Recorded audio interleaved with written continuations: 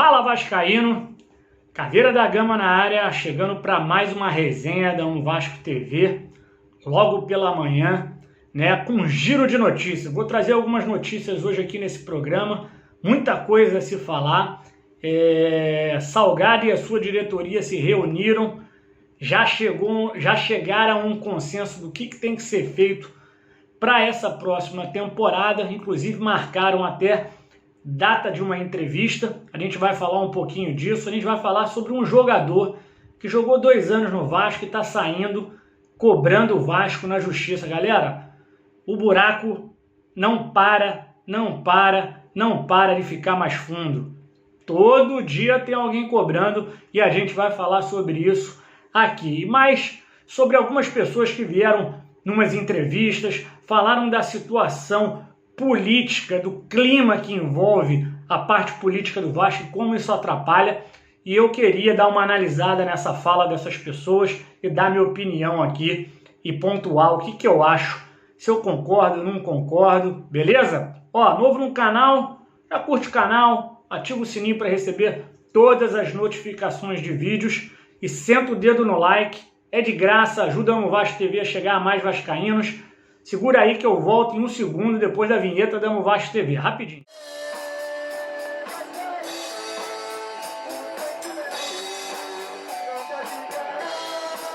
Galera, antes de começar o programa, lembrando que quinta-feira tem a última rodada do Campeonato Brasileiro e é o dia do nosso sorteio da camisa oficial do Vasco no pós-jogo. O jogo começa às 9h30, lá pelas 11h30 está acabando o jogo, a gente entra com o pós-jogo e a gente vai sortear a camisa oficial do Vasco, que quem ganhar vai poder escolher entre preta, branca, de goleiro, infantil, feminina, vai receber na sua casa de graça. Se você quiser participar, vai no Instagram da Amo Vasco TV, @AmoVascoTV, e você vai ver esse post aqui com essas camisas. Clica lá, lê tudo do post, é super simples de participar, você vai entender como é que participa e não fica fora dessa, que faltam 3 dias aí pra gente sortear essa camisa na faixa. A Vasco TV vai presentear um vascaíno, galera, ó, presentão, hein? Então vamos começar esse programa, galera, falando sobre um assunto que já virou corriqueiro no Vasco. A coisa é tão cara de pau que o vascaíno já nem se assusta mais com essa situação de salários atrasados. Essa semana a gente teve mais um dia 20 e o Vasco completou 2 meses de salários atrasados, galera. É isso, 2 meses de salários atrasados, parte do 13º, muito provavelmente FGTS, e assim que a banda toca no Clube de Regatas Vasco da Gama. Lembrando que o Salgado, que assumiu há mais ou menos um mês atrás, pagou 2 folhas da gestão Alexandre Campelo. Mas isso não é muita coisa, galera. Eles falam, paguei 2 folhas. Mas lembrando que o Alexandre Campelo, quando assumiu, fez a mesma coisa. Então, assim, é uma bola de neve, cada um passa a batata quente para o outro. Ele tenta, é como se fosse um gelo, enxugar o gelo, mas quando entrega para o outro, o gelo está molhado. Então, assim, até o Rodrigo Capello, quem conhece o Rodrigo Capello aí? Aquele rapaz, Globoesporte.com, da Globo, que faz a análise financeira dos clubes, né? Análise financeira dos clubes. É um cara que entende bastante da parte financeira, mas ele tem a impressão que às vezes ele pega um lado para atuar mais, né? Geralmente ele fala bem de alguém e está sempre falando mal de outros. E ele, nessa entrevista, fez um comparativo entre as finanças de Vasco e de Flamengo. Essa parte da finança de Vasco e de Flamengo eu não queria nem me alongar muito, uma vez que ele começou essa análise em 2013. A gente sabe, a gente fala muito aqui, e Felipe, a gente falou na última live, que o Flamengo teve uma injeção de 200 milhões de reais a partir de 2013 com um novo contrato de TV, né? Falando em 200 milhões de reais, galera, só para você ter uma ideia, você consegue planejar a sua vida a longo prazo de uma forma muito confortável, né? Uma vez que você tem 1 bilhão de injeção de grana em 5 anos. Então você pode chamar os seus credores, né? Quem você deve, e falar, olha, vou te pagar aqui um deságio, né? Eu me lembro que um dos primeiros que eles pagaram foi o Romário. Por quê? O Romário é simbólico, né? Então eles chamaram o Romário, devia, se não me engano, 15 milhões. Pô, Romário, te pago 8, 7, você recebe à vista, beleza. E ali eles começaram a se reestruturar, né? Ir pagando as dívidas, conseguiram a certidão negativa. Mas lembrando, galera, foram 200 milhões de reais no primeiro ano. No outro ano, mais 200. E aí, galera, isso vira uma bola de neve. Por isso que eu sempre digo, o Flamengo não é exemplo do Vasco. Então, o que me chamou a atenção nessa entrevista do Rodrigo Capello foi que ele falou que o Vasco precisa de uma injeção muito grande de dinheiro, que ele não sabe de onde vai vir esse dinheiro. Ele deixou bem claro, o Vasco precisa de dinheiro, e muito dinheiro. O que me deixa desconfortável com essa afirmativa é que 2 meses e meio, 3 meses e meio atrás, a gente tinha um candidato, que era o Levenciano, que sinalizava que tinha um aporte financeiro grande para colocar no Vasco, né? Ele dizia algo em torno aí de 200, 500 milhões de reais para fazer estádio, para pagar dívida. E o próprio Rodrigo Capello, que o Levenciano estava falando não era verdade, que ele não teria esse dinheiro, que o Vasco não teria como garantir pagamento desses empréstimos. E muito me chama a atenção, né? Essa narrativa do Rodrigo Capello lá atrás, 4 meses atrás, e agora que a gente já tem uma decisão de presidente, que a gente tem um Salgado na presidência, quer dizer, o projeto do Levenciano não está sendo tocado, ele vem dizendo exatamente o que o Levenciano falava, que o Vasco precisa de uma injeção grande de grana para pagar primeiro o seu passivo e começar a se reestruturar. Capello, por que você não fez uma análise real da situação do Levenciano? Por que você não chamou o Levenciano para uma entrevista, para ouvir o Levenciano? Por que você não tem essa boa vontade quando surge alguma história que pode ser positiva para o Clube de Regatas Vasco da Gama? Vascaíno, você sabe por quê? Será que tem interesse por trás disso? Ele trabalha para quem? Nos últimos anos a gente tem visto, galera, que a mídia tradicional tem lado. E por isso que o YouTube vem ganhando tanta força, né? Com canais feitos de vascaínos para vascaínos. Só para dar um exemplo de Vasco, mas o YouTube vem crescendo real, até jornalistas independentes, né? Justamente por isso. Rodrigo Capello tem lado, galera. E o lado dele a gente sabe qual que é. É o lado contra o Vasco. Fica de olho. Ó, Capello, a gente está de olho em você, hein? Galera, uma outra entrevista, já indo para a parte da política, né? Uma coisa que realmente consome o Vasco, que eu falei bastante aí nos últimos dias, o quanto a política atrapalha quem está dentro da parte da administração, né? A gente teve o Dinamite sendo presidente e a gente sabe que ele fez uma série de besteiras, né? Algumas coisas, inclusive, muito estranhas, né? Tinha cunhado que tomava conta de agência, que tirava tickets para o time. Eu não vou entrar nessa parte. O que eu queria lembrar é quanto o Roberto Dinamite teve de resistência por parte da oposição. Para quem lembra bem daquela época, só para citar um pouquinho, eu lembro muito bem do Euriquinho na social do Vasco, vestido com uma camisa, com uma banana, e gritando, e gritando, e gritando, causando dentro da social do Vasco, né? Por diversas vezes a gente teve briga na social do Vasco, porque a parte da oposição era muito, mas muito forte em jogos do Vasco, né? E outra série de coisas que a gente lembra bem, que o Dinamite, inclusive, no seu segundo mandato, ficou isolado, muita gente, maioria dos seus diretores saiu e ele ficou praticamente sozinho.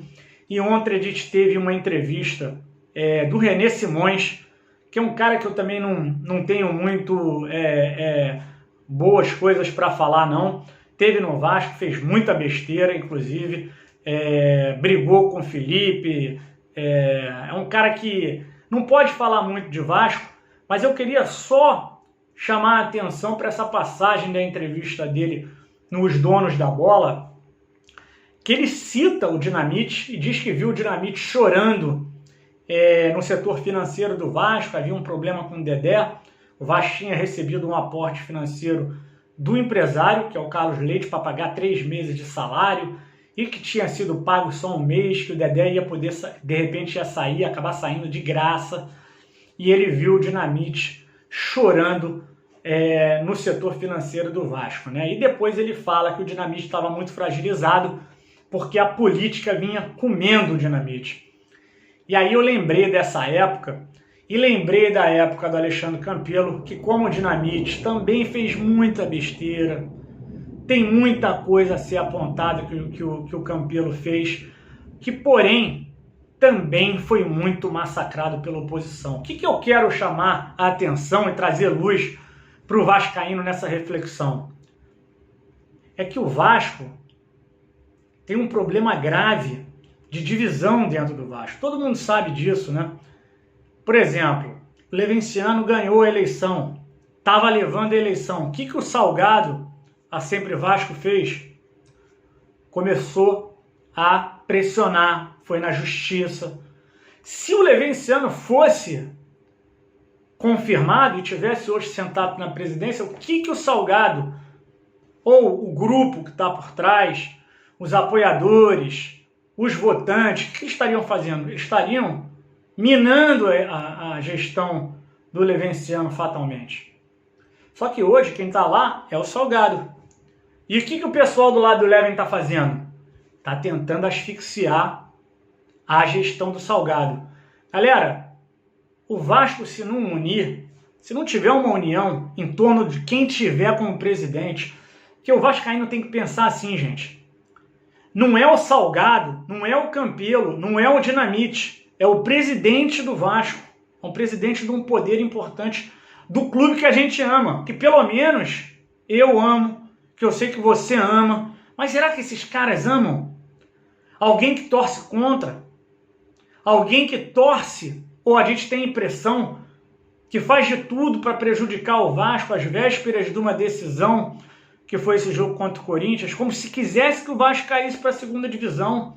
Eu vi vascaíno falando, eu quero que o Vasco caia, porque aí o Leven assume. Quando nem é verdade essa história. Então, assim, não adianta a gente ter um projeto vencedor na presidência se ao redor desse projeto tiver gente tacando pedra e querendo sabotar. O vascaíno precisa acordar. E aí eu trago mais uma entrevista que aconteceu ontem. Essa não foi uma entrevista, foi um programa do Rica Perrone. O Rica Perrone é um cara que eu sempre estou vendo os programas dele. Eu acho um cara muito sensato, quando não quer puxar mais para um lado, para ganhar like, mas isso é normal. E ontem ele fez uma análise do Vasco, do descenso do Vasco. E ele falou exatamente o que eu falo aqui para vocês. O Vasco carece de estrutura. O cara vem jogar no Vasco, ele tem condições piores, falta água. Ele vê o jogador, vê briga política. Ele não sabe quem vai ser o chefe dele, porque um ganhou a eleição, mas o outro quer tomar a eleição judicialmente. Aí se ele toma, o outro quer tomar. Galera, não se paga salário, como eu acabei de falar aqui, 2 meses, FGTS. Isso tudo, gente, mina o time do Vasco. E aí o cara não produz, cara. Você lembra do Vampeta no Flamengo? Você lembra o que ele falava? Finge que me paga que eu finge que eu jogo. É muito isso, cara. Então fica claro que o maior problema do Vasco é o Vasco, cara. O Vasco precisa de união. E eu vou trazer aqui no próximo bloco um exemplo crasso dessa situação dos jogadores que vêm sem compromisso, saem e ficam milionários a custas de férias remuneradas no Vasco. Tem jogador entrando pedindo 1,5 milhão na justiça, galera. Se liga só. Galera, saiu a notícia que o Ribamar entrou na justiça contra o Vasco pedindo quase 1,5 milhão. requerente a salários em aberto, 13º, férias proporcional, até multa rescisória esse rapaz está pedindo, né? Multas e indenizações. Lembrando que o contrato do Ribamar ia até o final do ano e o Vasco conversou com ele e foi liberado ali por volta do dia 20, né? Me chamou muita atenção o valor, 1,5 milhão, né? Quase 1,5 milhão, né? E isso já vem virando corriqueiro, né? Entre os jogadores do Vasco. Eles vêm, passam 1 ano, 2 anos, e aí quando saem pedem aí no mínimo 1 milhão, 1,5 milhão. E a gente teve o exemplo do Wendel, que eu trouxe aqui, que também fez o mesmo lá em 2013, né? Outros presidentes, né? E aí depois de 2 anos bateram um martelo, ele tinha direito a 1,5 milhão, o Vasco não pagou, a coisa foi se alongando, e agora o Vasco vai ter que pagar 14 milhões, quase 15 milhões, 10 vezes mais que o valor inicial. Isso me faz pensar, galera, se esses caras quando vêm para o Vasco já conhecidamente é um clube que não paga em dia. Um jogador como o Ribamar, você não acha que é muito negócio ele vir, receber 90% do seu salário antes de sair, depois entrar na justiça e ganhar uma bolada de milhões? Será que esses caras estão vindo para o Vasco como um investimento para montar um pé de meia para aposentadoria? Porque eu tenho certeza que o Ribamar deve estar feliz com essa saída do Vasco em aberto, com alguma coisa em aberto. Eu não duvido nada que ele prefira até que tenha alguma coisa em aberto. E eu tenho praticamente certeza que ele já tinha um advogado quando ele entrou no Vasco. Porque esses caras, eles pedem muita coisa, galera. Até adicional noturno os caras pedem. Os advogados vão lá na raiz, cara. É uma coisa assim, até como exemplo disso, né? No início do ano passado, eu tive acesso a uma matéria que dizia que o Corinthians não queria mais jogar à noite e que ia se recusar a jogar domingo à noite jogos da Globo, né? Da TV. Ele queria só jogar na parte da tarde. Por quê? Porque os jogadores, quando saem, pedem uma série de direitos que estão previstos nas leis, entendeu? E os advogados vêm aqui no ouvido deles, no canto da sereia, ó, você pode ter mais tanto aqui, tanto ali. E isso está virando um negócio, né? Às vezes eu tenho a impressão que esse negócio até envolve outras partes, né? Porque você vê uns contratos, né, muito estranhos, né? Por exemplo, o contrato do Erling, né? Valor muito alto, galera. Muito fora do mercado, né? Muito fora do que o Erling poderia ganhar. Daqui a pouco ele vai embora, pede 5 milhões, depois de 10 anos o negócio vira 50 milhões. É dessa forma que a banda toca no futebol, especialmente no Vasco. Por isso que eu tenho comigo que uma das coisas principais que o Salgado e os seus diretores devem fazer é enxugar o clube e a folha salarial a ponto de se pagar em dia. Se tiver aporte financeiro, se tiver gestão de projetos e dinheiro novo entrando, aí você aumenta o valor da folha salarial. Agora, se só dá para fazer um time de 1,5 milhão, faz um time de 1,5 milhão, gente. O Vasco precisa passar 1, 2, 3 anos pagando em dia, não dá mais. São 20 anos pagando atrasado. É muita coisa.